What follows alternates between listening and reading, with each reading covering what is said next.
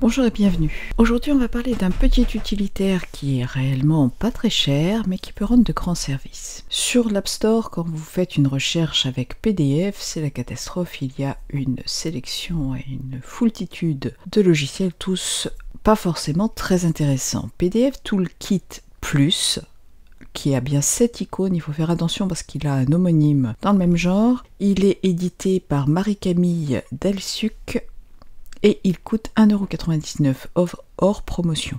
C'est de celui-là dont je vais vous parler. Il a quelques fonctionnalités que bien sûr dont on peut se passer, mais qui sont à l'usage bien pratiques.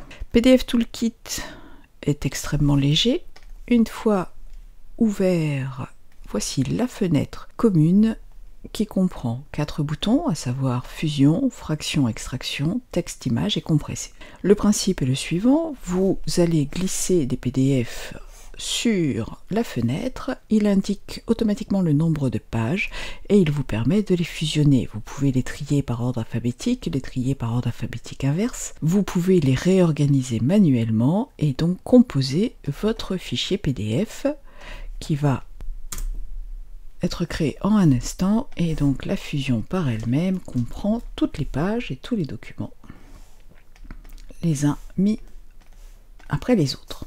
Donc ça c'est la fonction fusion toute bête. Bien sûr on peut ouvrir dans Aperçu, afficher les vignettes, puis ensuite glisser les documents pour les fusionner en les faisant bien glisser sur l'icône.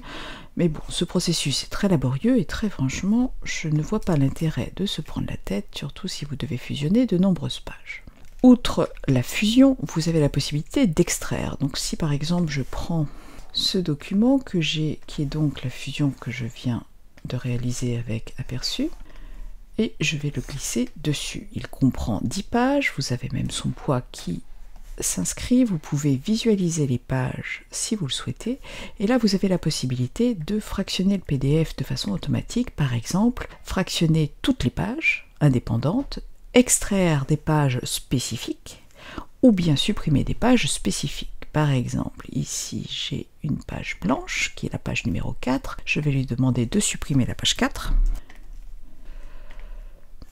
et j'ai maintenant mon fichier qui a été débarrassé de la page encombrante. Je pourrais également demander à fractionner avec un document par page. Il va donc me créer tous ces fichiers avec les pages qui sont complètement séparées. Donc là, j'ai directement un dossier qui comprend les pages de mon document qui sont rendues indépendantes. Il les nomme de façon tout à fait classique et donc après vous en faites ce que vous voulez. Outre la fraction, on pourrait même faire une séparation toutes les 3 pages.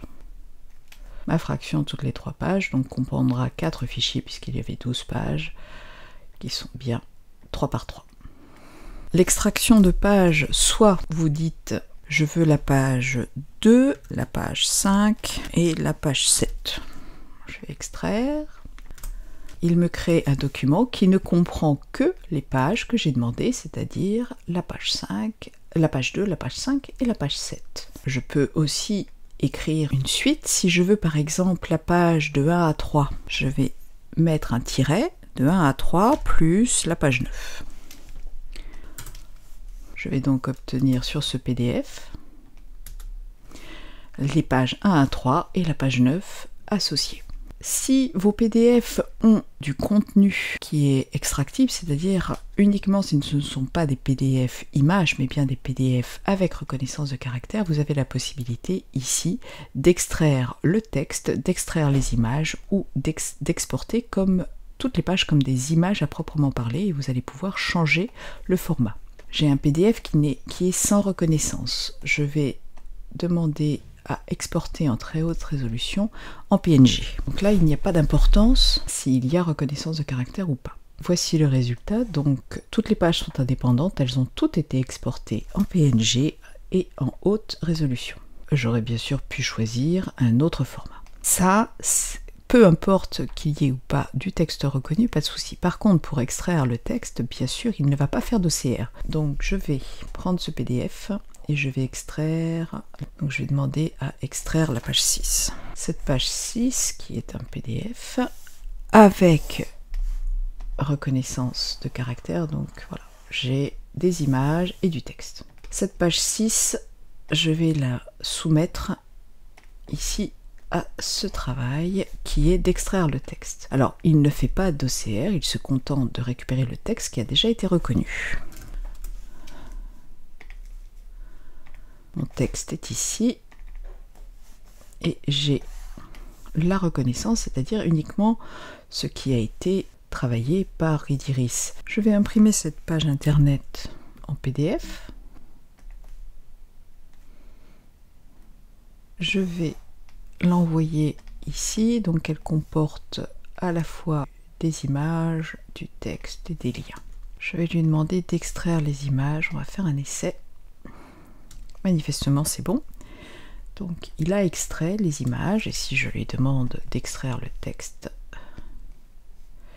il va m'extraire le texte également, donc ça c'est le texte de la page. Si vous avez un fichier Word que vous avez transféré en fichier PDF, de la même façon on pourra récupérer le texte et les images. Si on utilise l'impression PDF comprise dans le Mac, vous obtenez un PDF avec contenu reconnaissable et là vous allez pouvoir exporter les images et le texte séparément. Pour finir, vous avez la possibilité de compresser les fichiers.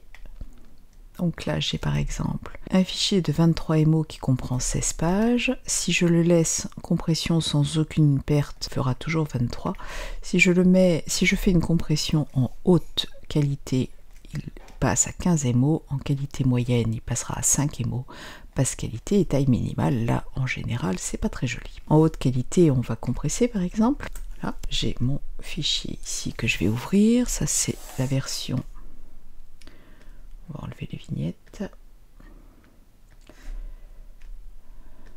Ça, c'est mon fichier haute qualité. Le fichier compressé, qui donc fait 15 MO. Et vous voyez que la différence n'est pas probante si je fais qualité moyenne. Qualité moyenne, c'est encore tout à fait supportable. Basse qualité, ça devient beaucoup plus flou. Et c'est beaucoup moins agréable à lire. Et je ne vais pas aller sur la taille minimale. Donc globalement, une qualité moyenne peut être tout à fait suffisant pour montrer un résultat quelconque. Donc si on a besoin, vous voyez, c'est un peu flou, enfin c'est pas si mal. Et la haute qualité permet de réduire la taille pour pouvoir l'exporter plus facilement. Voilà, donc c'était PDF Tool, comme vous voyez, un petit utilitaire sympa et pas particulièrement ruineux, qui vous permettra de travailler bien plus vite avec vos PDF. J'espère que ce tuto vous aura intéressé. Pour ma part, je vous retrouve bientôt. Bye bye!